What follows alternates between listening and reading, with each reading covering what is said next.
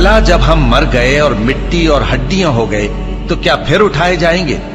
और क्या हमारे बाप दादा भी जो पहले हो गुजरे हैं? कह दो कि हां और तुम लोग जलील होगे।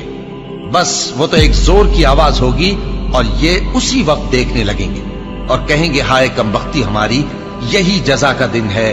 कहा जाएगा कि हां वही फैसले का दिन जिसको तुम झूठ समझते थे।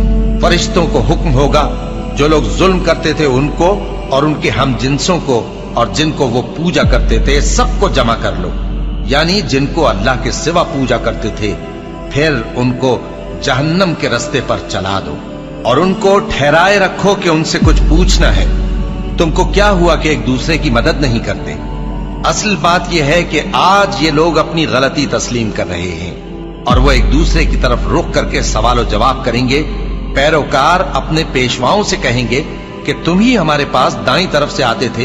वो कहेंगे नहीं, बल्कि तुम ही ईमान लाने वाले न थे और हमारा तुम पर कुछ जोर न था, बल्कि तुम ही सरकश लोग थे। सो हमारे बारे में हमारे परवरदिगार की बात पूरी हो गई कि अब हम अजाब के मजे चखेंगे। सो हमने तुमको भी गुमराह किया कि हम खुद भी तो गुमराह थे। बस वो उस रोज अजाब में एक दूसरे के शरीक होंगे।